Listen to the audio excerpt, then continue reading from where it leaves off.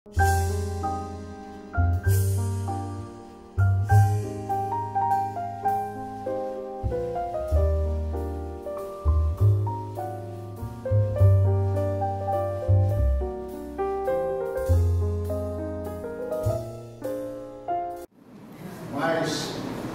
é um prazer realmente estarmos aqui com vocês e pedimos a Deus inicialmente que abençoe essa casa tão bonita, que vocês permaneçam no trabalho, de realizações, porque nós sabemos que uma casa espírita, qualquer lugar é um farol, ilumina muitas vidas. O nosso propósito aqui hoje é de falar de um assunto que é muito recorrente nas casas espíritas. O título da palestra, obviamente, é Mediunidade e Transtornos Mentais. Só que para falar desse assunto, nós achamos por bem analisar uma mensagem do Manuel Filomeno Miranda, que é um especialista na área, inclusive da obsessão, da mediunidade, e tem tudo a ver com esse assunto, mediunidade e transtornos mentais. Então nós vamos fazer uma análise, na verdade, aqui da mensagem. Vocês vão permitir que eu faça uma leitura, porque, embora eu não tenha colocado toda a mensagem, porque ela é muito extensa, mesmo que nós colocamos, já tem textos um pouco longos. Mas é necessário para que vocês tenham assim, um contato direto com o texto original. Agora, aquelas pessoas que quiserem, esse texto está disponível hoje na internet. Extremamente simples de fazer. Com o Google, todo mundo conhece essa ferramenta, é só colocar sintomas de mediunidade, Manuel Filomeno de Miranda, e você acessa a íntegra dessa mensagem. Então, sintomas de mediunidade, nós temos aqui um Divaldo um pouquinho mais novo, né?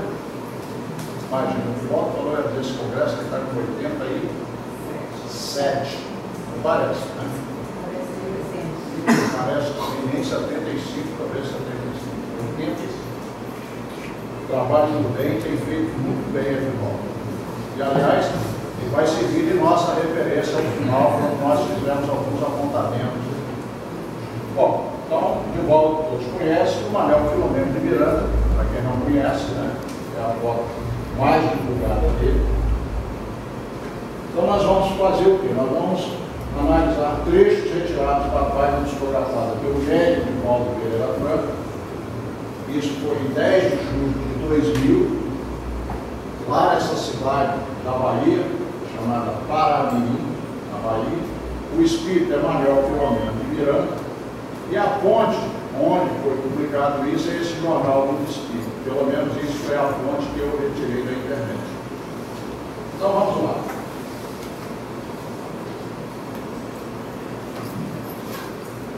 Ele faz uma introdução que a gente editou, e num parágrafo mais adiante, logo nos parágrafos, ele vai dizer assim: não poucas vezes é detectada, e está se referindo à mediunidade, por características especiais que podem ser confundidas com síndromes de algumas psicopatologias que no passado eram utilizadas para combater a sua existência. Nós sabemos quanta má vontade houve e ainda existe da parte de alguns com relação à mediunidade, quanto preconceito. E a mediunidade foi confundida com loucura até há bem pouco tempo. Só para vocês terem uma ideia, o CID-10, que é o Código Internacional de Doença hoje, ele recomenda que o psiquiatra, principalmente o psiquiatra, os doentes, os profissionais da área de saúde mental, certeza mais especificamente o psiquiatra, que ele faça um diagnóstico diferencial. Se o indivíduo faz transe, antigamente eram todos catalogados como distúrbios mentais. Hoje ele quer que faça uma distinção. Você tem transe que é patológico e tem transe que não é patológico. Então é um alerta importante. E é muito interessante a gente ver isso no CID-10, que é o Código Internacional de Doença. Hoje é reconhecido oficialmente que o indivíduo pode fazer um transe, como nas casas espíritas, de maneira não mediúnica, ou outros cultos de outras religiões, não importa, e esse transe não ser considerado patológico. Por quê? Porque o indivíduo ele entra no transe, sai do transe suavemente ou com naturalidade, e fora dali é uma pessoa absolutamente comum como qualquer outro. Diferente do transe patológico, que o doente entra e não sai. Fica totalmente perturbado, muitas vezes vai até a camisa de força. Então há que se distinguir isso.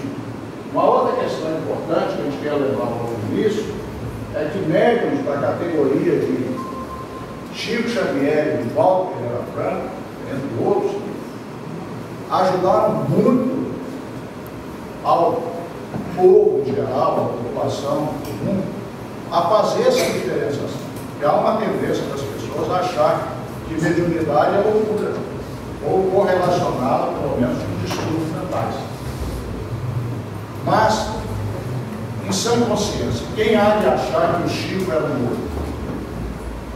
Nós sabemos que a característica básica, né, da esquizofrenia, aí sim estaria uma loucura, um dos sintomas mais característicos da esquizofrenia, né, é exatamente quando o paciente tem visões e audições.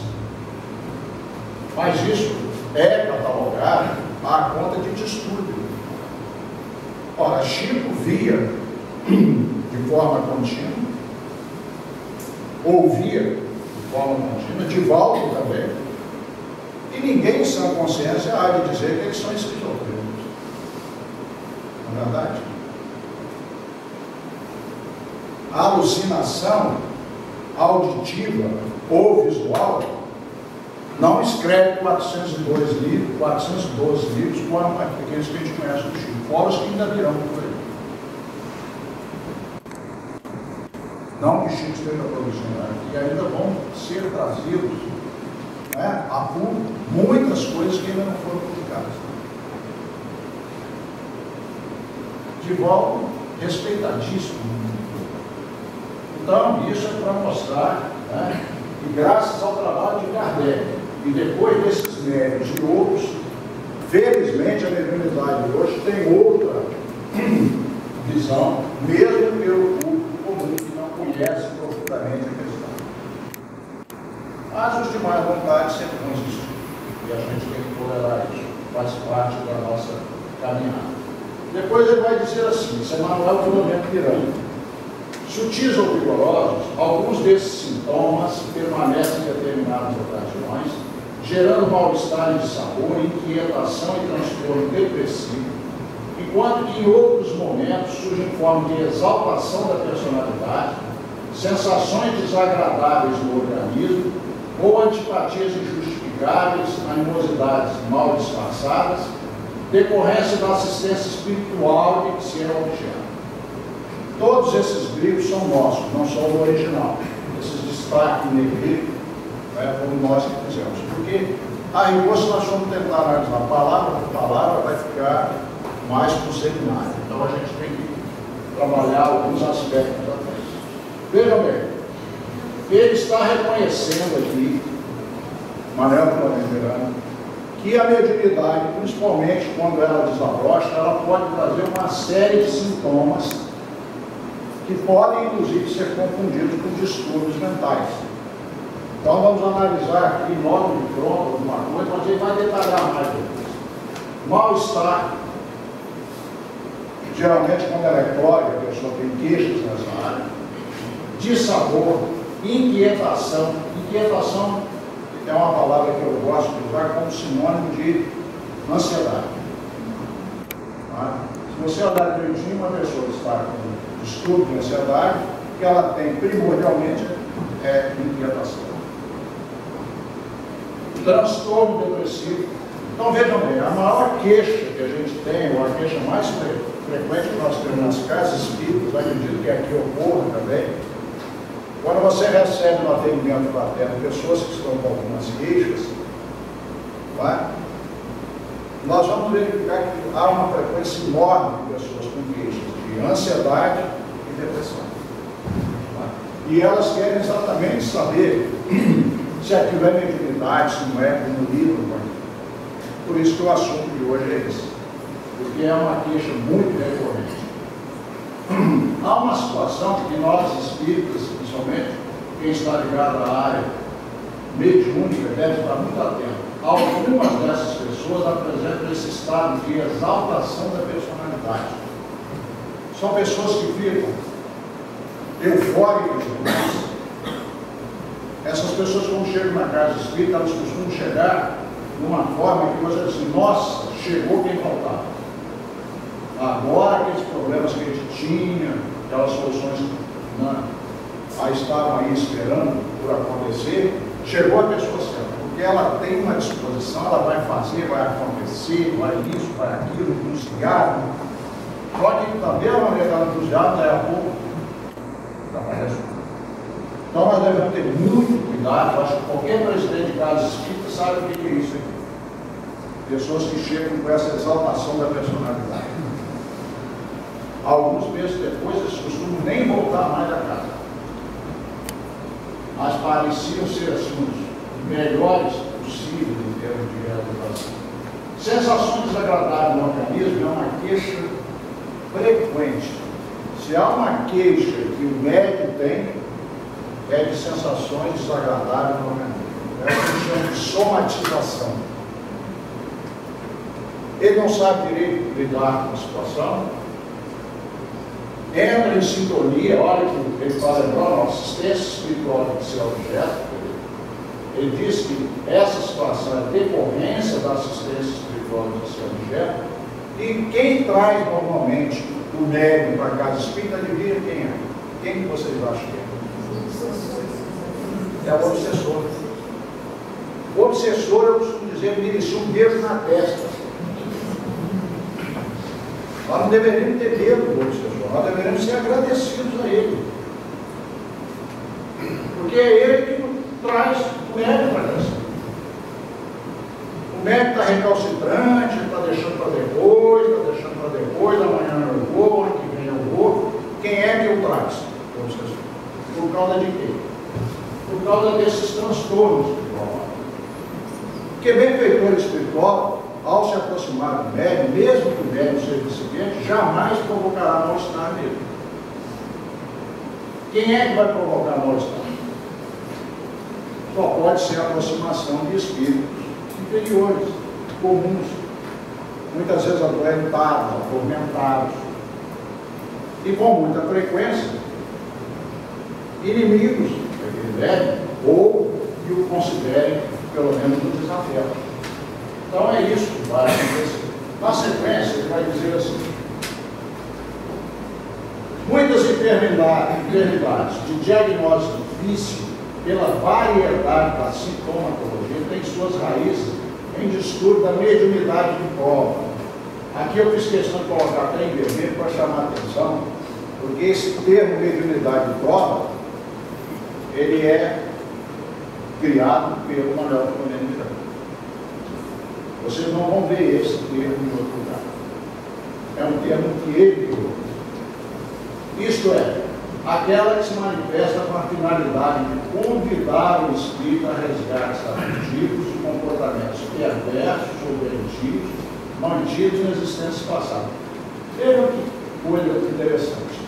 A mediunidade de prova, ela está convidando o médium, o espírito aqui é o médium, convidando o médium a resgate afetivos de comportamentos perversos ou doentios. Tem gente que chega a confundir médium com santo. Mediunidade com santidade não tem nada a ver. O médium, segundo Emmanuel, é um grande devedor da multidão. Quanto maior a abrangência do trabalho dele, maior a dívida. Então, quando você vê um médium que tem um grande destaque, pode saber, a dívida é grande. Porque se ele fez contrair dívidas com uma coletividade, como é que ele vai corrigir? De forma coletiva. Então é o contrário do que a gente pensa, ou muitas pessoas pensam. É uma oportunidade de resgate. de dramas muitas vezes seríssimos. Por isso que o médico que se recusa ao trabalho do bem, ele fica com dramas horrorosos na cabeça. Porque a forma dele corrigir esses dramas, de suavizar esses dramas, de consciência, da culpa, que é muito recorrente em todos nós, e de uma maneira muito especial no médico, a forma de você contornar isso é o trabalho do bem. Não existe. Parem para pensar. Para complexo de culpa, não há nada mais poderoso que a prática do bem. E que adianta você ficar numa poltrona, ou num sofá, ou num divã, apenas relembrando o seu passado? Se você não estiver disposto a fazer o resgate significa o quê? A reparação, o trabalho do bem. Como colocar curativos numa culpa só pela simples rememoração do que você fez de errado? Então, ele está falando aqui da mediunidade de prova. Vocês sabiam que a esmagadora maioria dos casos de médicos das casas espíritas chegam nessa condição? Quantos médicos vocês conhecem que chegou numa casa espírita com a mediunidade bonitinha, arrumadinha e entrou em trabalho? São raros. Existem, mas são raros. A maioria entra por essa porta. Na sequência, ele vai dizer assim, por exemplo, a área física. Então, ele vai começar a dar exemplos de quais são esses distúrbios que o médium de prova experimenta, primeiramente na área física e depois na área psicológica ou mental. Na área física, ele vai dar alguns exemplos. Dores no corpo, sem causa orgânica, cefalgia periódica sem razão biológica, problemas do sono, aí ele dá alguns detalhes: insônia, pesadelo, pavores noturnos, sudorese, taquicardia sem motivo justo, colapso periférico sem nenhuma disfunção circulatória, constituindo todos eles, ou apenas alguns, perturbações decorrentes de mediunidade em surgimento e com sintonia desequilibrada. Volto a lembrar que o médium só tem esses sintomas porque ele está com sintonia desequilibrada. Se ele estivesse com sintonia equilibrada, ou seja, com benfeitores espirituais, não sentiria isso. Isso decorre da sintonia desequilibrada. Voltando então aqui, vamos ver alguns casos. Dores no corpo. Menos de um mês atrás, nós estávamos conversando com uma amiga nossa, ela já frequenta a casa de algum tempo. Nós vamos evitar mais detalhes para não comprometer a intimidade da criatura, mas ela nos autoriza algumas coisas, a gente conhece, sabe, que pode citar o caso dela. Ela está atualmente com um tipo de dor no corpo que já ultrapassou a fibromialgia. E o desespero dela, que ela é hoje uma mulher mais baixa uns 35 anos, algo parecido, ela disse que vai ser da minha vida, eu já não tenho mais analgésico, mais que revolve.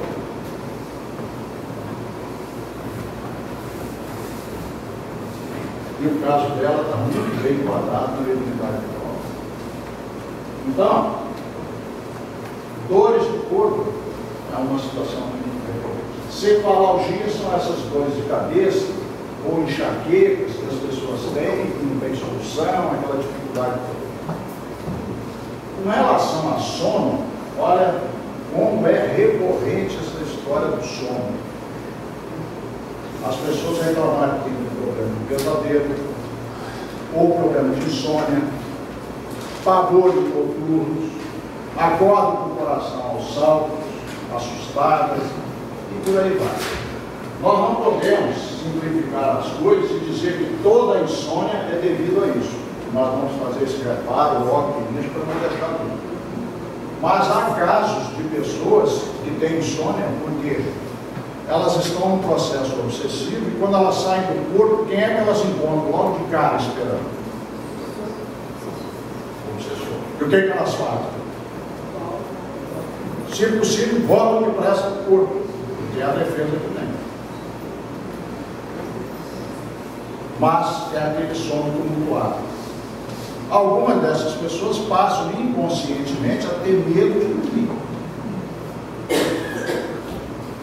O dormir para ela, ao invés de ser uma coisa agradável, passa a ser uma coisa angustiante. Dizer que toda pessoa que tem insônia tem obsessor é um exagero que nós não podemos cometer. Agora, admitir que uma das causas da insônia possa ser isso, aí sim. Então, o que você faz? Primeiro você vai ao médico, que hoje tem clínicas especializadas só em distúrbios do sono, pesquisa tudo, faz tudo que precisar. Mas pode ser que você precise aventar a hipótese de que no seu caso haja um processo obsessivo. É uma das possibilidades. Taquicardias. Imagina. Alguns chegam na área e a taquicardia, tanto que parece que o coração vai sair tudo aqui. Inclusive, nós vamos ver logo adiante a questão do pânico, que é muito relacionado com isso. O colapso periférico quer dizer o seguinte: são pessoas que, às vezes, quando dá o impacto da crise, dessa aproximação vertebral, que eles estão nesse processo da mediunidade própria, a pessoa empalidece, foge o sangue realmente das extremidades, e ela tem a sensação de que vai desmaiar, e algumas vezes desmaia mesmo. Mas não tem que fazer terrorismo. Graças a Deus. É? Graças a Deus você está esclarecendo muitas coisas que acontecem. Mas, certamente, ao falar dessas coisas, alguém está se enxergando em algum desses quadros. Não é? Então, já começa um consolo. Puxa vida, então eu pensei que eu era um cara esquisito, senti umas coisas que só eu senti, e tem outras pessoas que sentem. Olha, tem uma outra mensagem que a gente analisa numa outra palestra, que é influenciações espirituais sutis. Depois que a gente descreve todas as situações relacionadas com influenciações sutis, eu faço o teste. Quem nunca sentiu nada disso, levante a mão. Eu nunca vi no auditório ninguém que levantasse a mão, porque eu nunca senti. Não conheço. Auditório de 30, 50, 100, 200 pessoas. Nunca vi. Até hoje nunca vi. E é interessante que quando eu faço a pergunta, minha mão fica assim e permanece assim. Eu também não levanto. Não é? Muito bem. Na sequência, ele agora vai descrever, Manuel Colombiano, isso tudo está na mensagem, vai ser o texto original. Ele agora vai descrever quais são alguns dos sintomas psicológicos que caracterizam a mediunidade própria. No comportamento psicológico ainda apresenta ansiedade, fobias variadas, perturbações emocionais, inquietação íntima, pessimismo, desconfianças generalizadas, sensações de presenças imateriais, sombras e vultos, vozes e toques, que surgem inesperadamente, tanto quanto desaparecem sem qualquer medicação,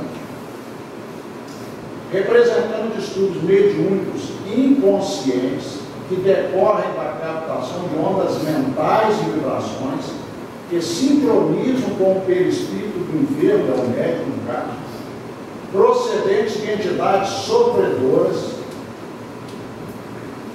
ou vingadoras. Quando essa aproximação é apenas de entidades sofredoras, ela tem um impacto menor.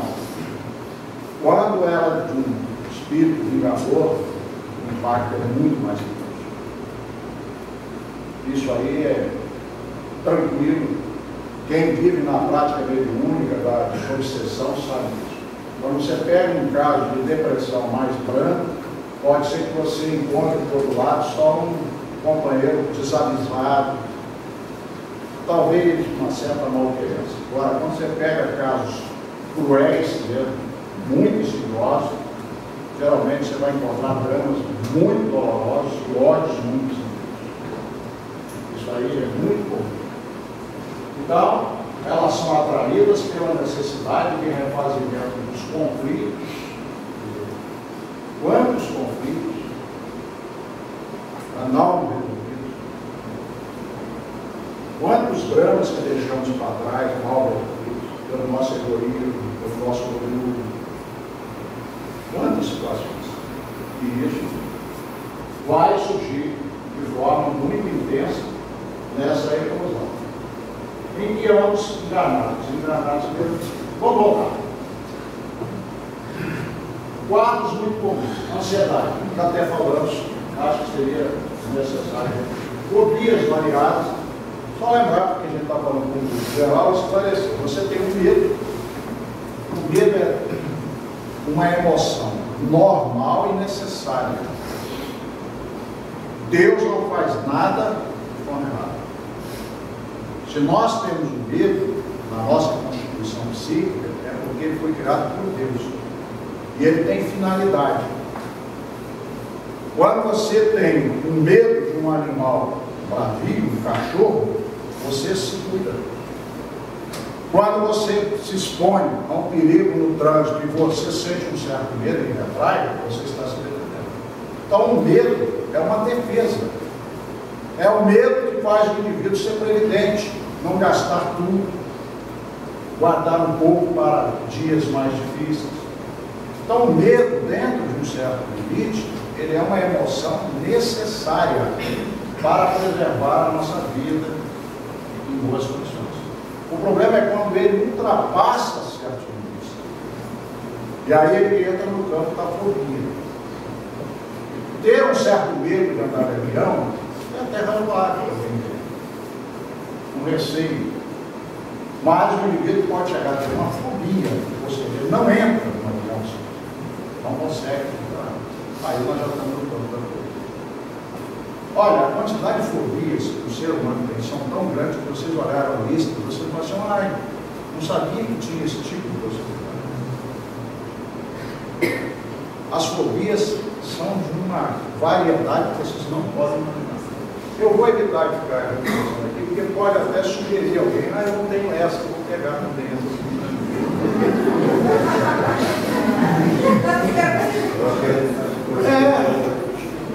Vocês sabiam, se a gente começar a falar com pessoas supersticiosas, quais são as superstições? Vou passar embaixo de escada, gato preto. Se a gente falar uma outra, ele fala assim, eu não sabia. E aí ele encaixa aquilo e começa a ter medo daquilo também.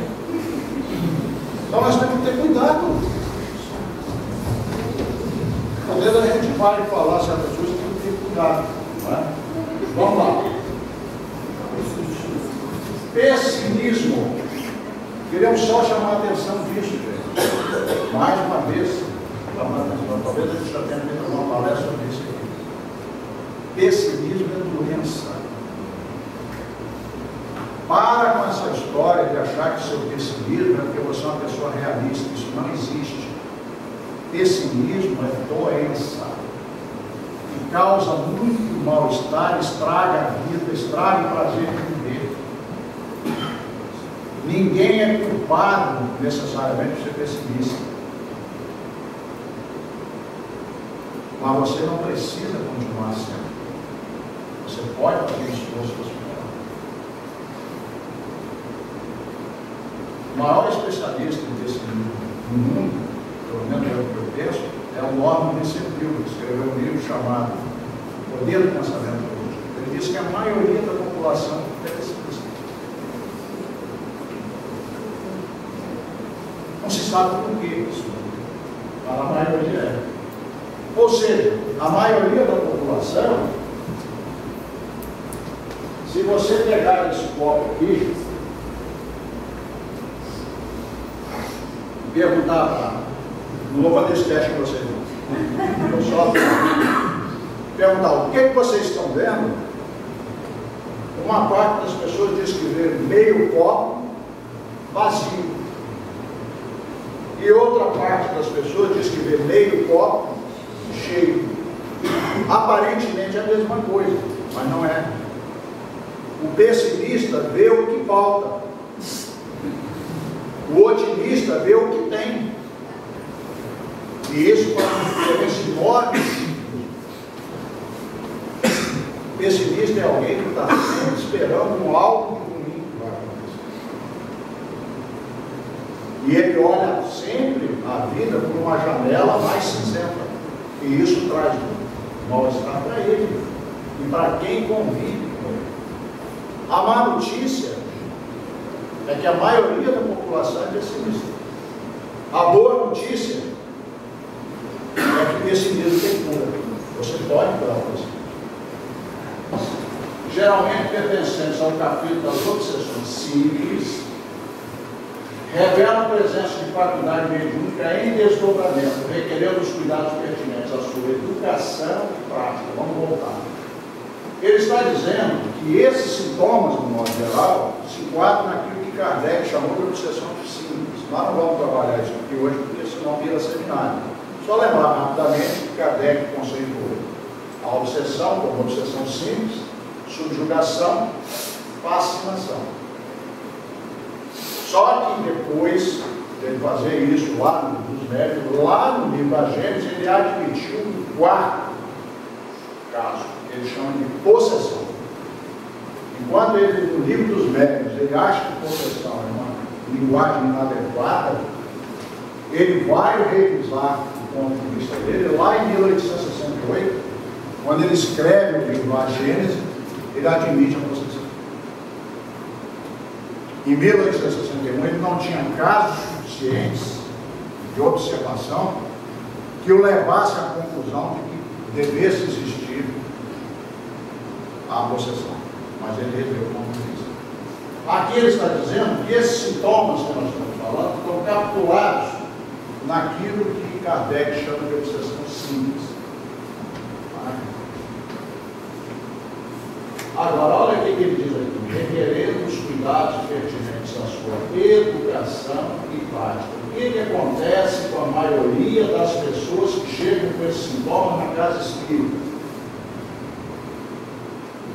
Chegam dizendo que já disseram para eles que eles são médicos, que eles precisam desenvolver, e o que eles querem? Reunião mediúnica. Olha o que o Espírito está lembrando. Primeiro, educação. Depois, a prática. A primeira, a educação. E as pessoas querem ir para a reunião mediúnica.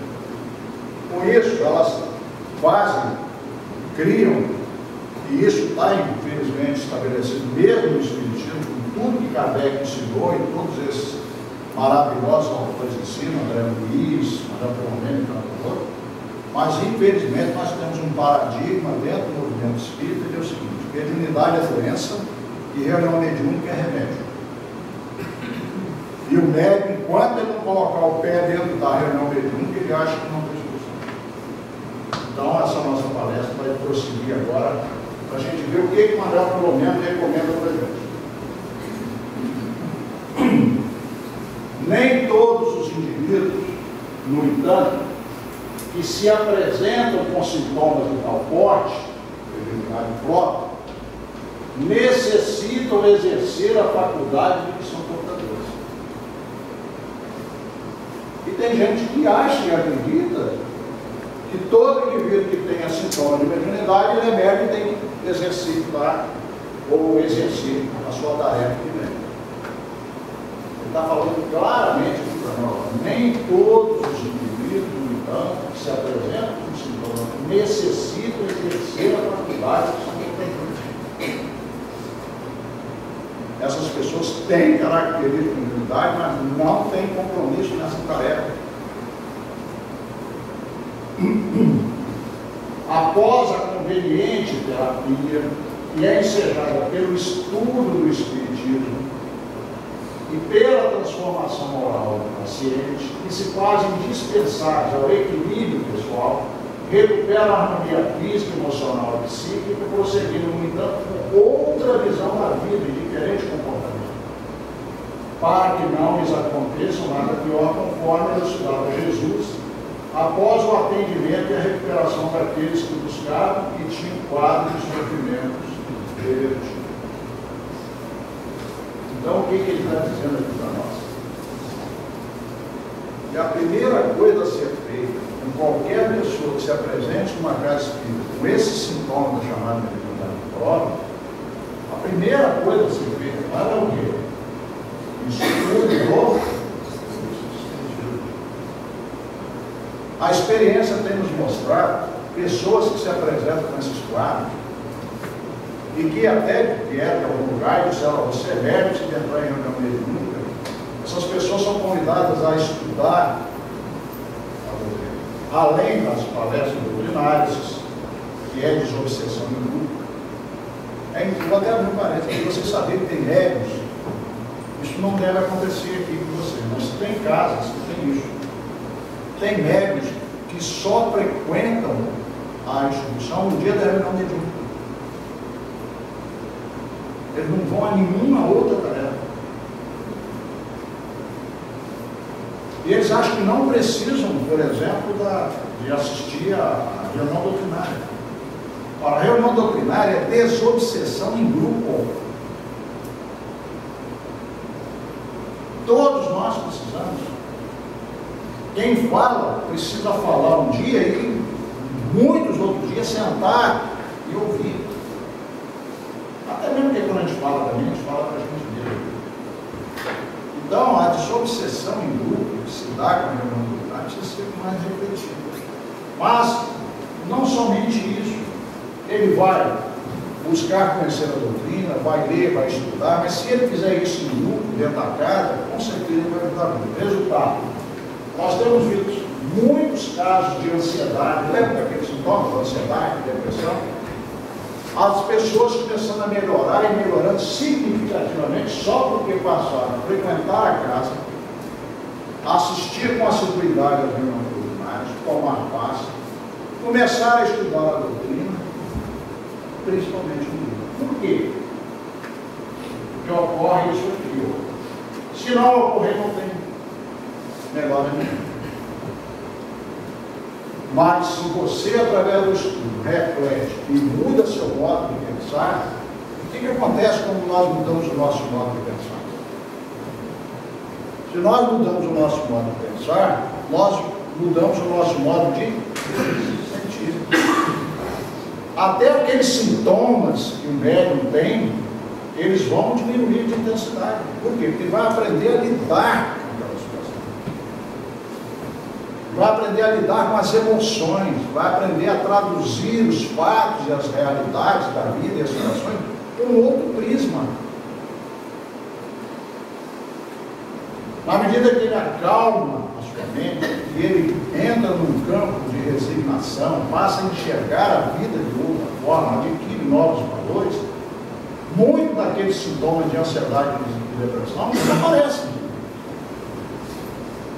Porque eles estão sendo provocados pela falta de resignação dele, pela impaciência, pela não aceitação do que aquilo esteja acontecendo. À medida que ele vai se esclarecendo, vai aprendendo a ver a vida de um outro prisma, automaticamente aqueles sintomas emocionais diminuem. Na medida que ele faz isso, aquela entidade, ou aquelas entidades que colocavam o estudo, começam a perder ponto de contato. Não tem mais a mesma facilidade de acionar. Se nós somos extremamente intransigentes, exigentes, inconformados, olha que facilidade. Uma entidade nos manobra a qualquer momento, nos tira do eixo a qualquer momento, mas nós começamos a estudar, começamos a refletir, rever nossos pontos de vista, é difícil. E em consequência mudarmos o nosso modo de agir, o que vai acontecer? Aqueles distúrbios emocionais vão diminuir automaticamente. Agora imagina se o indivíduo nessa transformação moral, ele se apresenta para a presidente da casa, a direção da casa, assim: eu quero trabalhar, quero fazer alguma coisa em favor de outras pessoas. Ele começa a mudar completamente aquela sintonia, muda completamente. Resultado, Ao invés de você pegar um indivíduo que está tendo uma série de crises, achar que ele é médico, jogar dentro da medicina, e você fazendo isso, o que é que você obtém? Um trabalhador e pessoas equilibradas. E sabe o que vai acontecer? Aquilo que parecia uma grande mediunidade pode refluir violentamente. Isso nós temos visto na prática. E aquela pessoa que seria um médium extraordinário, segundo a suposição de alguns, vai ficar simplesmente, muitas vezes, na tarefa do passe, que é gás de redundância. Quando nós temos esses casos, gente, eu estou falando aqui como professor, não, é porque a gente apanha, sabe? Até aprender. Quando nós temos esses casos, o que a gente faz? Recomendamos o estudo. Se a pessoa não tiver disciplina no estudo, ela não vai ter disciplina para mais nada.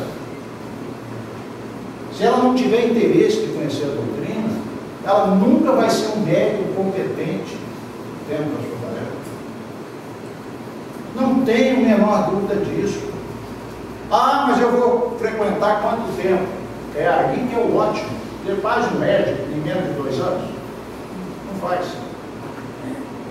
Aí o indivíduo não tem paciência, ele vai, o mestre não tem paciência.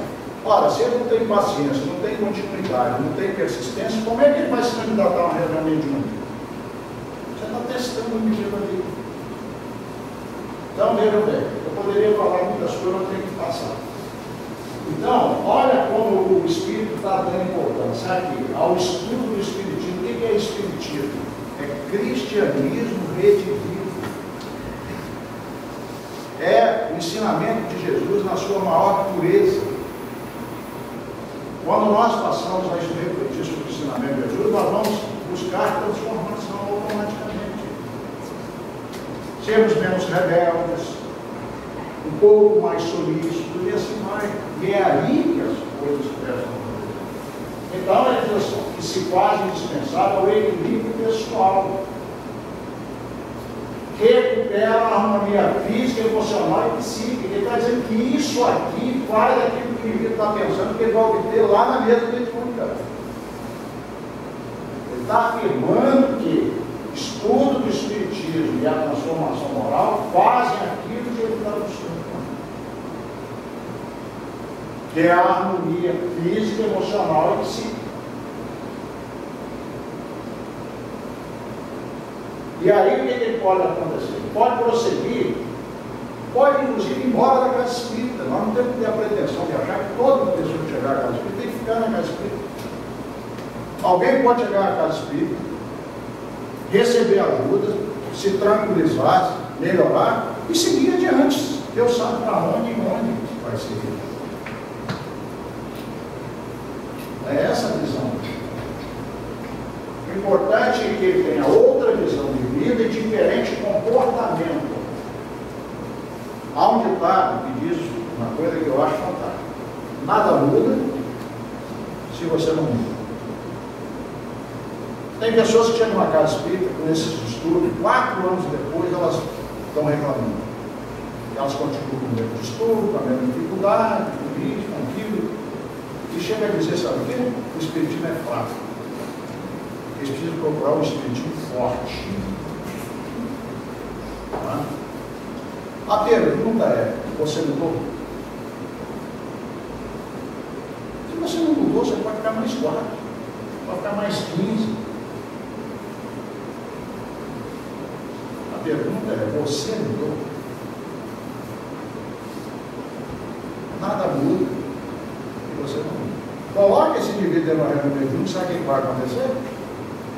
Vai atrapalhar o grupo inteiro. Vai ser sempre uma nota discordante.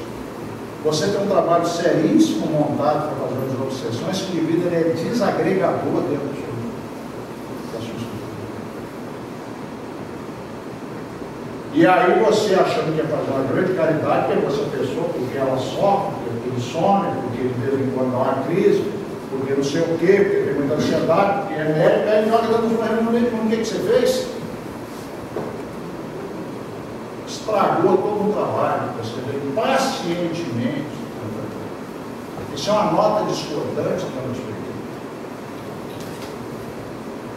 a pouca experiência que a gente tem nessa área, nos autoriza a dizer o seguinte: uma das coisas mais importantes e mais difíceis e mais desafiadoras para quem dirige mediúnico é você conseguir fazer com que um grupo mediúnico se transforme em equipe mediúnica. Grupo você tem em todo lugar. Agora, equipe mediúnica é construção. E se você coloca uma pessoa dessa, achando que ela é o lugar certo para ajudá-la, dentro desse grupo, sem conhecê-la, você pode desarticular seu trabalho. Então, a recomendação que a gente passa é a seguinte: pessoa com isso, estudo, depois, tarefa na casa. Não levar para dentro de reunião mediúnica quem não estiver comprometido com as tarefas da casa. Não faça isso. Não faça. Quando você testar a pessoa nas tarefas, você vai testar a boa vontade dela, você vai testar o comprometimento dela, você vai testar se ela é harmoniosa ou desarmoniosa, se ela cria harmonia ou se ela desarmonia. Aí, depois de um bom período de teste, você sabe se é ou não é. Porque essa pessoa precisa ir para lá para integrar uma tarefa, uma equipe que vai trabalhar. E não você levar essa pessoa porque ela, coitadinha, precisa, porque ela é médica. Eu confesso a vocês, eu venho falando isso há algum tempo, que eu participo do departamento de orientação mediúnica. E nós, como departamento de orientação, conversamos e temos esse propósito, temos essa visão. Mas a pessoa vai dizer: quem é você? Então a gente traz para ela falar: aqui, ó, está falando claramente, nem todos os indivíduos necessitam exercer a faculdade. Agora, o que todos eles precisam é estudo do espiritismo e transformação moral. Todos precisam disso. Aí vamos na sequência. Grande número, porém, de portadores de mediunidade tem compromisso com a tarefa específica, que lhe exige conhecimento, exercício, abnegação, sentimento de amor e caridade, a fim de atrair os espíritos nobres que se encarregarão de auxiliar a cada um na desincumbência do mistério iluminativo. Grande número tem, mas não todos. Gente, o raciocínio é tão simples. Mediunidade não é um fenômeno universal? Não existe em todo lugar. O que o médico da China vai fazer? Qual casa espírita ele vai exercer a mediunidade? E o que está lá na Rússia? O que está lá no Japão? Está lá na Alemanha, lá sei lá onde? Como é que faz?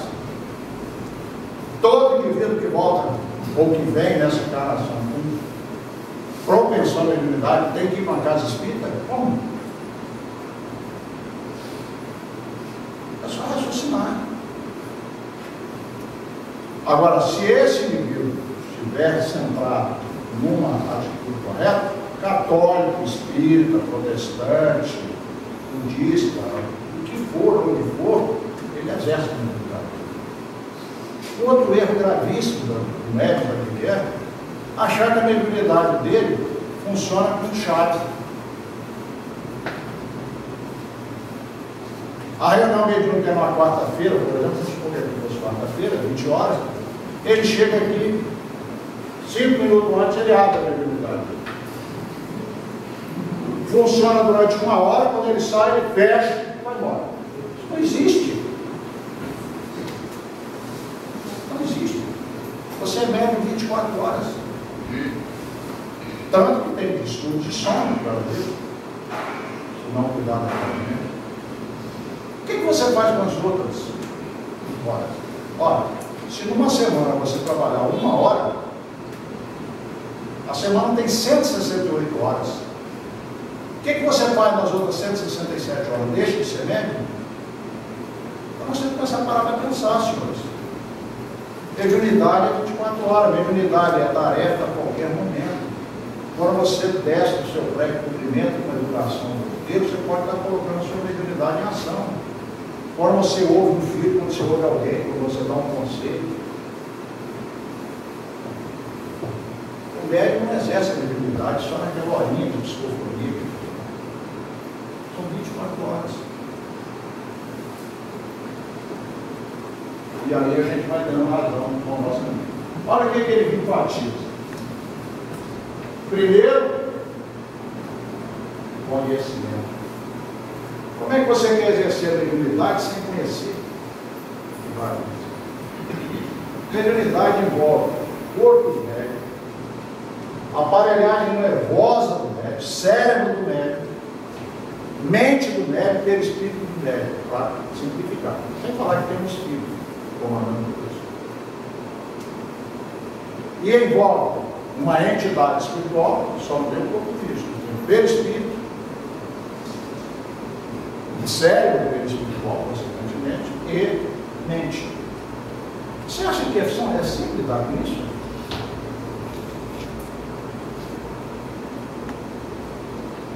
Quantas escolas só na área da psicologia para estudar a mente? O que nós sabemos sobre o cérebro até agora? E as pessoas acham que vai lidar com mediunidade, que lida com todas essas coisas complexas, sem nenhum conhecimento. Olha, acredite se quiser, tem grupo mediúnico aí trabalhando sem atentar que existe uma coisa chamada escala espírita. Que Kardec já coloca lá no livro dos Espíritos. Você não pode fazer contato com o mundo espiritual sem saber o que é a escala espírita. É um total desafio. Então vamos lá. Conhecimento. Aí depois vem o exercício. Mas ele sempre coloca estudo e prática. Conhecimento e exercício. A Federação Espírita Brasileira, o trabalho que ela coloca ali, ela divulga, não quer dizer que seja único, mas ela coloca sempre nessa ordem: estudo, vamos lá, prática, estudo. Depois ele pede o quê? A abnegação. O que é a abnegação? Renúncia. E às vezes o indivíduo não renuncia nem a novela das 10 ou das 9, talvez, eu não sei. Antigamente era a novela das 12, agora não sei o que. Não abre mão para ir fazer uma colaboração na casa, nem por conta de uma novela. Então, o que é abnegação? Como é que você vai querer resultado no seu trabalho sem mínimo de renúncia? Sentimento de amor e caridade. Precisamos começar a exercitar isso aqui de alguma maneira. Todos nós. Aí o que acontece com esse esforço aqui? O que a gente faz? Atrai os espíritos novos. O espírito novo tem mais do que fazer do que ficar atrás da gente o tempo todo nos imaginando. Eles têm muito o que fazer. Agora, na medida que a gente se aprimora, aí eles vão se aproximar. Quando, porém, os estudos permanecerem durante o tratamento espiritual, convém que seja levado em conta a psicoterapia consciente através de especialistas próprios, com o fim de auxiliar o paciente médio a realizar o autodescobrimento, liberando-se dos conflitos e complexos perturbadores que são decorrentes das experiências infelizes de ontem como de hoje, não só de ontem. Então ele está dizendo aqui que se você faz toda aquela terapia espírita e ainda continua com o seu estudo, lembrar que existem os médicos, existem os psicólogos, existem os psicanalistas, ou seja, eles também são de Deus. Não criar preconceito com isso. Tanto é necessário isso que a Joana de Anjos escreveu 13 livros naquilo que se chama série psicológica. Observe a quantidade de livros que têm sido editados ultimamente para tentar atender exatamente a isso aqui. para ajudar os espíritos, nós espíritos, através daquilo que poderia chamar de livro de autoajuda. Para que a gente pare de achar que tudo é mediunidade. Comece a entender que existe um campo emocional que precisa ser cuidado adequadamente. Então, se a pessoa, mesmo que depois de todos esses cuidados, ainda continua com distúrbios, aventar a hipótese de buscar os profissionais da saúde. E muitas vezes o tratamento ideal é uma combinação de psicólogo, psiquiatra e tratamento espiritual. Dependendo da gravidade do caso, vai se exigir essa parceria. A mediunidade, portanto, não é um transtorno do organismo. Olha só. Então, o Manuel Filomeno vai dizer o seguinte: mediunidade não é doença. É um dom, é uma faculdade. Nós a vemos como doença por causa da mediunidade de prova. Mas ela não é doença. O seu desconhecimento, a falta de atendimento aos seus inclusivos, geram distúrbios que podem ser evitados. Ele está dizendo aqui, olha, eles podem ser evitados. Ou, quando se apresentam, receber a conveniente orientação para que sejam corrigidos. Então, quem está com esses distúrbios e se situa nessa questão da mediunidade de prova, entender isso pode ser corrigido. Agora, para exigir o quê? Esforço. E aí, caminhando para o final, ele vai dizer assim: a correta educação das forças mediúnicas proporciona equilíbrio emocional e fisiológico, ensejando saúde integral do seu portador. Aqui tem gente que diz o seguinte: não acredito nisso. Mediunidade é um estouro. Eu queria me ver livre. Agora, você chegar ao ponto de dizer que mediunidade promove saúde integral e equilíbrio emocional?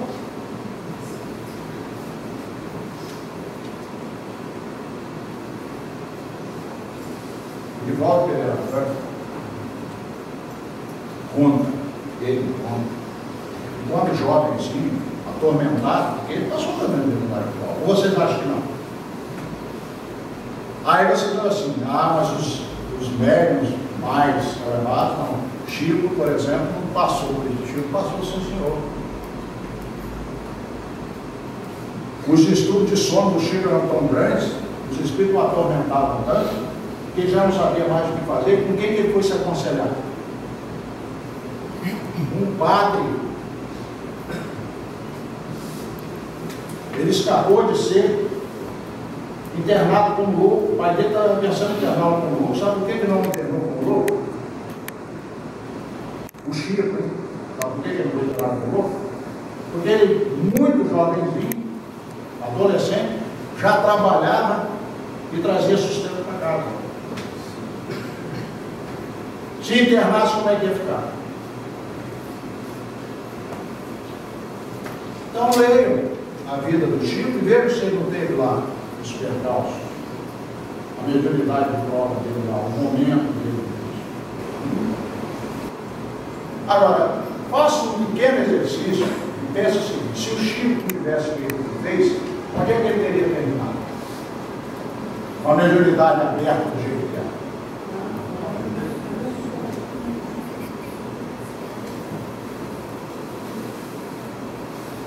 Não é?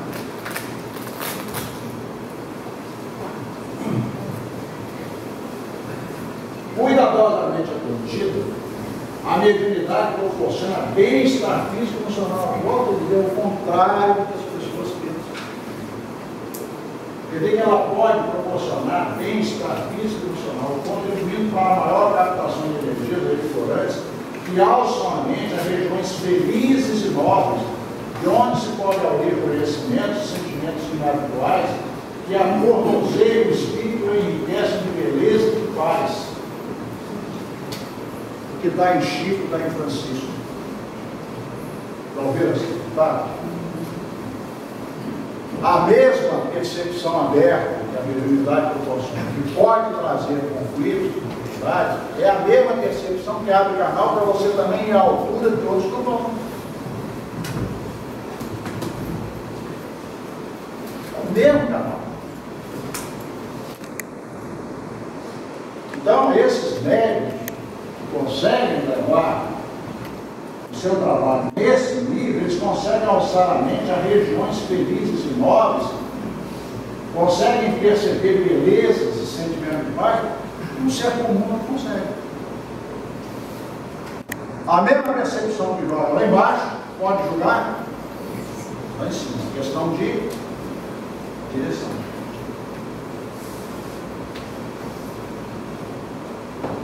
Não é interessante, senhores? Isso é psicografado por um médico que tem crédito. Chama de Walter. Quando ele fala que a mediunidade pode levar o indivíduo a esses níveis de realização, ele está falando dele próprio. Alguém que um dia subiu num elevador para suicidar tamanho dos conflitos e que realiza o trabalho de aproximar de Deus.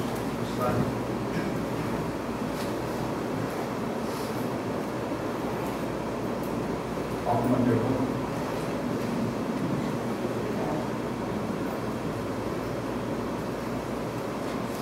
Que Deus nos abençoe.